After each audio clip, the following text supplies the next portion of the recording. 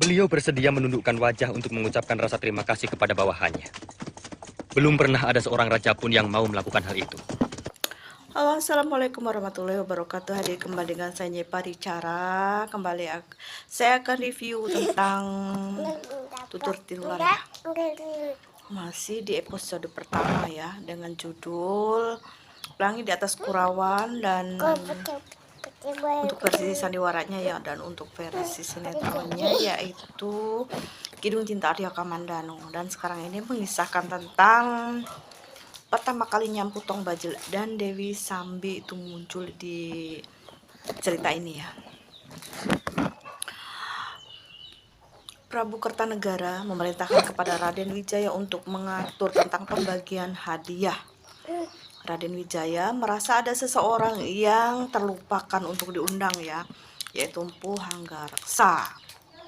Raden Wijaya kemudian memerintahkan kepada Pranaraja untuk pergi ke desa Kurawan bertujuan mengundang Empu Hanggareksa. Pranaraja ini kemudian berangkat pada pagi harinya ya, setelah pada malam harinya dipanggil oleh Raden Wijaya. Pranaraja ini berangkat bersama dengan dua orang bawahannya, yakni Jarawaha dan Ganggadara.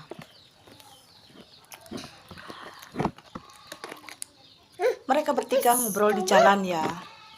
Mereka tuh merasa kagum kepada Prabu Kertanegara yang begitu peduli kepada bawahannya, akan memberikan hadiah kepada para bawahannya atas jasa-jasanya ya.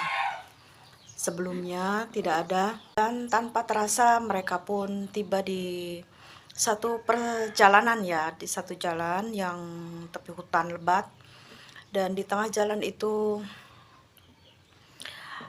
terdapat pohon besar yang melintang ya, pohon roboh gitu yang melintang, dan ternyata di sana terdapat dua orang perampok yang hendak merampok mereka bertiga ya. Setiap yang lewat itu dimintain upeti oleh kedua perampok ini yang bernama Jaran Bangkal dan Jaran Lejong. Ketiga prajurit Singasari ini merasa kesal ya, karena perjalanannya tuh dihadang oleh perampok ini, dan tentunya nggak mau ya dirampok, mereka ngelawan gitu ya. Dan terjadilah pertarungan antara mereka, yaitu dua orang perampok dan juga prajurit Kediri ya.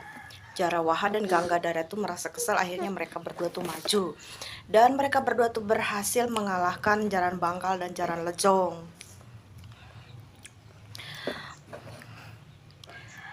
Mereka berdua berhasil diringkus dan diserahkan kepada Pranaraja selaku pemimpin dari ya prajurit Singasari ini ya. Dan Pranaraja itu bermaksud ingin memotong jari-jari dari Jaran Bangkal dan Jaran Lejong.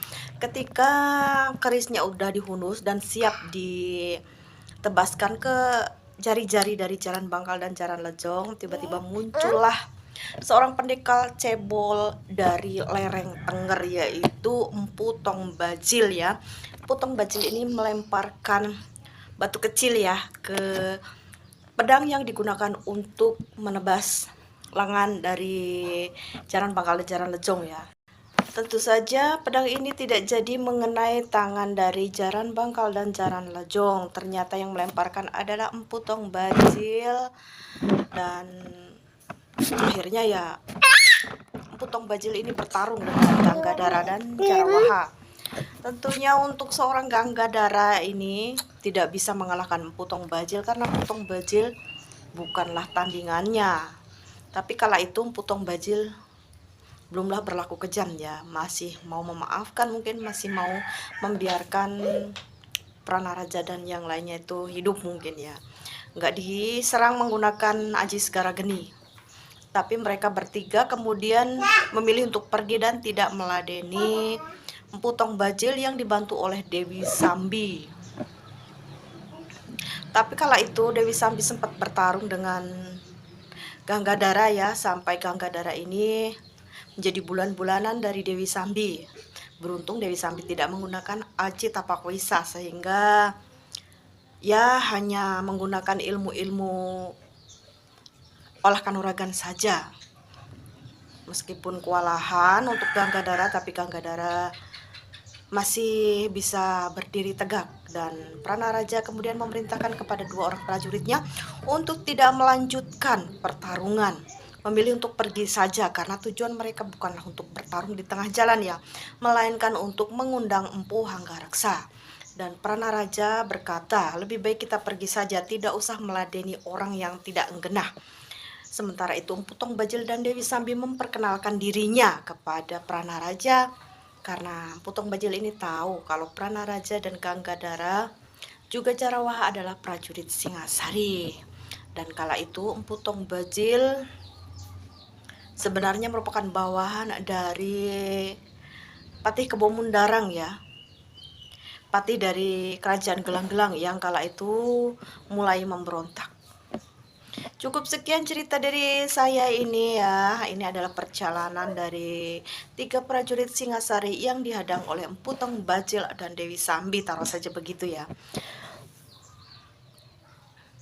Dan mohon maaf jika terdapat kesalahan dari kata-kata saya ini yang enggak beraturan ya. Nantikan lagi video dari Nyai Paricara selanjutnya esok hari ya. Sekian, wassalamualaikum warahmatullahi wabarakatuh. Aku Dewi Sambi. Cepat catat dalam ingatan kalian. Catat. Kalau kalian masih kurang puas, Puas. aku akan meladeni nafsu berkelahimu sampai Nafsu? tuntas.